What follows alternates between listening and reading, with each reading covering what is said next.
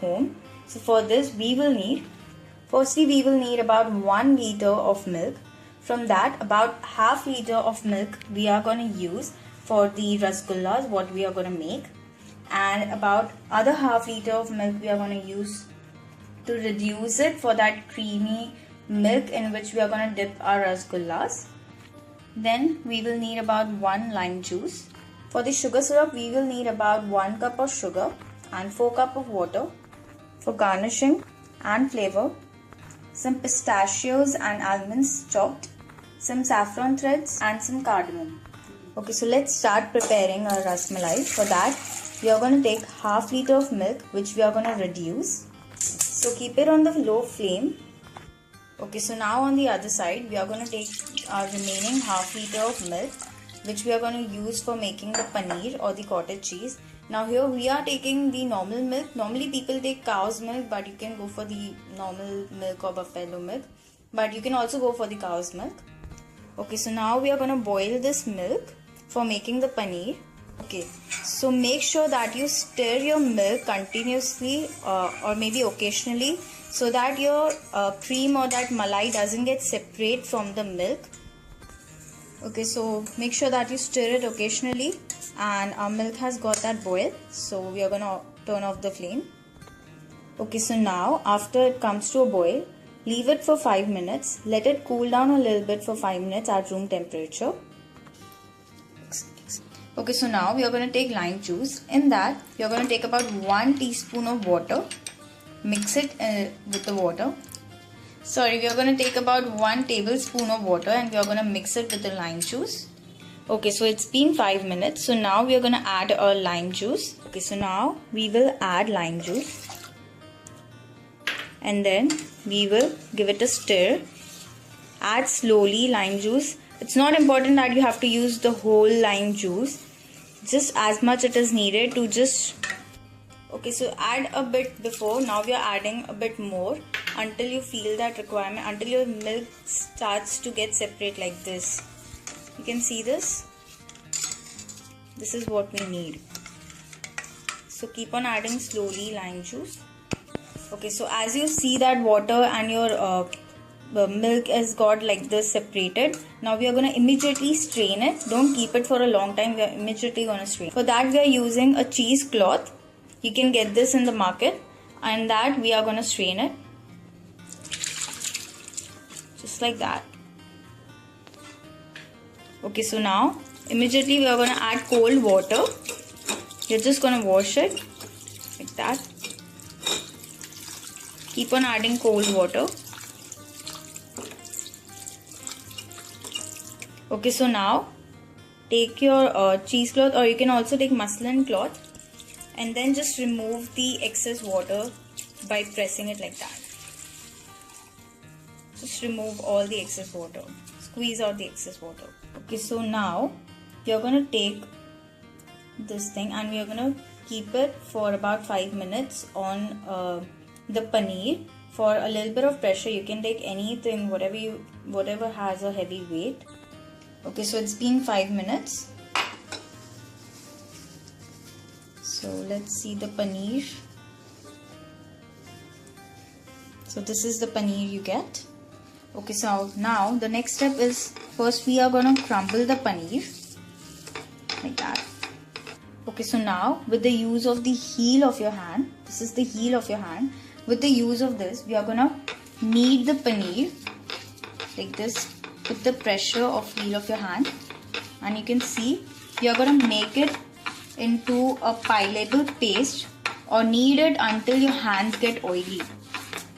We are going to do it for about 5 to 7 minutes continuously. This will make your paneer much more softer.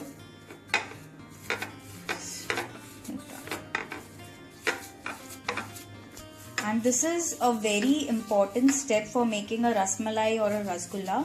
If you don't do this step properly, your rasmalai or rasgulla can get the cracks, or they will not be made properly. So make sure that you do it very properly. You can just see how we are putting the pressure with the heel of your hands, and this will make your paneer oily. And very soft, and until your hands get oily, keep on doing it for about 7 minutes round. Okay, so it's been about 5 to 7 minutes and you can see the hands have got greasy. This is where your paneer gets nice and soft. Okay, so now you're going to divide it into small pieces to make small balls.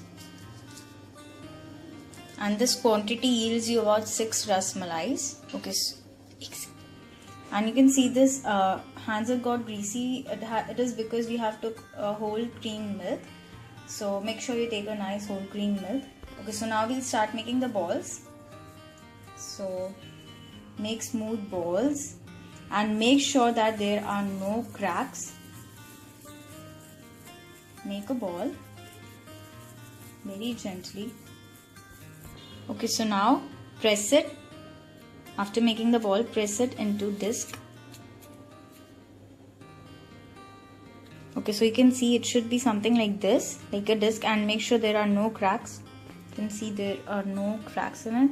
Okay, so now on the other side we are going to make sugar syrup.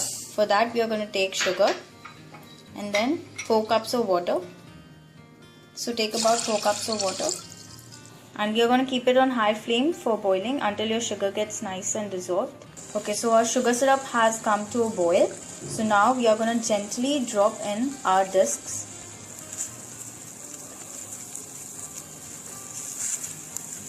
Okay, so now cover it and cook it for about 10 minutes. Make sure that you keep it on high flame. Okay, so cook it for 10 minutes on high flame. Okay, so keep on checking it in between. So after 5 minutes, it looks something like this, you can see. And now we are going to cook it for more 5 minutes. So it's been 5 minutes now. Okay, so if you take more of the quantity, make sure that you cook it for more time. Okay, so it's been 10 minutes now. In all, it's been 10 minutes and it has got nice and cooked, and you can see. So now we are going to turn off the flame.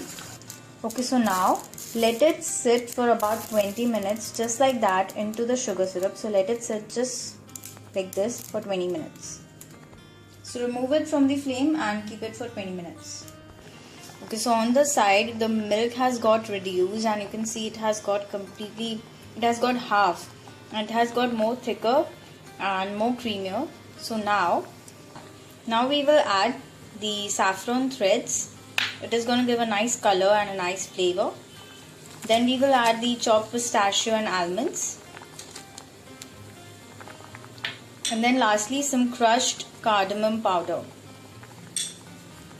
And now mix everything well and let it sit for about 5 minutes. So now we are going to add about 2 teaspoons of sugar into the milk. You can take it more or less according to your requirement. Okay, so it's been 5 minutes and you can see it has got a very nice color due to saffron. It has also got a nice flavor. So we are going to turn off the flame. Okay, so it's been 20 minutes now.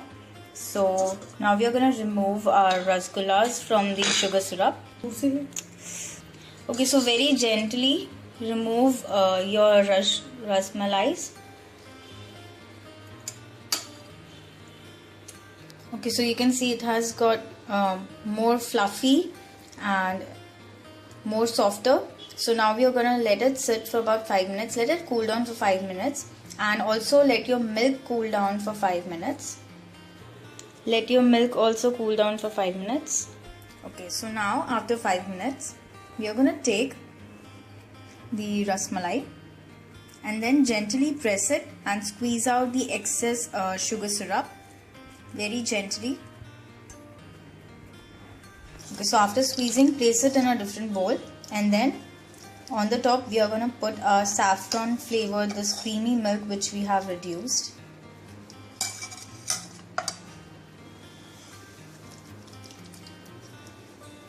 Okay, so now lastly we are going to garnish it with some chopped pistachio and almonds. And you can see the ras malais have become nice. Hello and welcome to Cooking with Sharda. Today we will make badam ka halwa.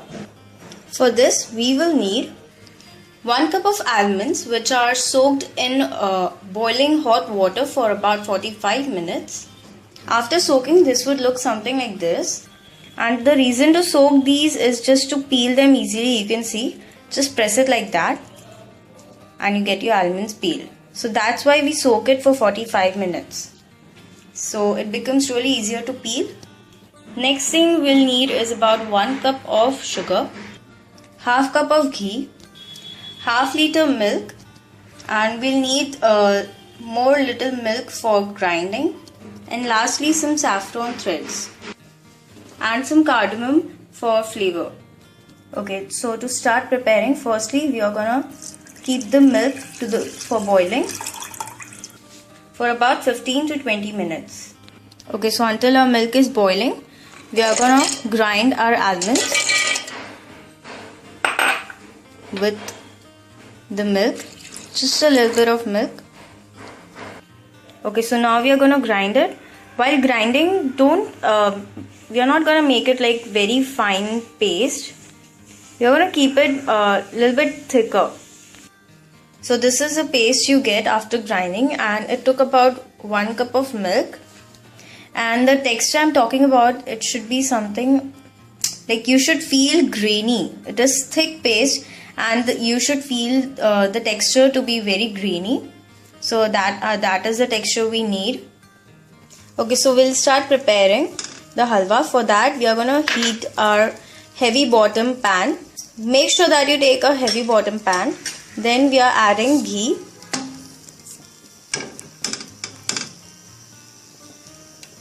So now we will add our almond paste to the ghee.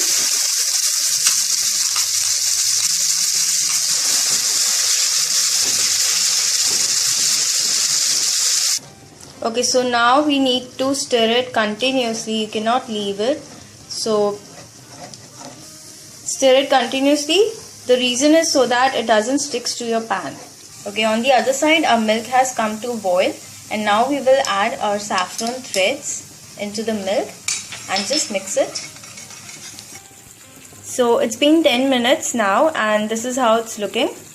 It's half cooked, and we have added 1 teaspoon of more ghee into it. So you can definitely add more of ghee as per your wish or as per required. Okay, so now we're gonna stir it more for like more 10 minutes or so. So we need to just continuously stir it. So our almonds are cooked, and you can see it has got golden brown. So this is how it should look. Just golden, it should get nice golden brown. So as it has got golden brown, so now we will add our boiled milk very carefully and then give it a stir. Make sure you stir it continuously. The whole process of cooking this halwa from the start to end is about stirring it continuously. So after some time you will see the bubbles in the halwa. So be careful with those and cook it on a low flame. So it's been around 5 minutes, and you can see, and make sure that you stir it very continuously. It should not stick to the pan at all, and it looks something like this. And now we will add sugar and mix everything well. You can add sugar more or less according to your requirement. Even after adding sugar, stir it continuously. The reason to add sugar in the end is so that the natural color just comes out in the halwa. So it's been about 5 minutes, and now our halwa is ready. And lastly, we are going to add about 1 spoon of ghee and some cardamom.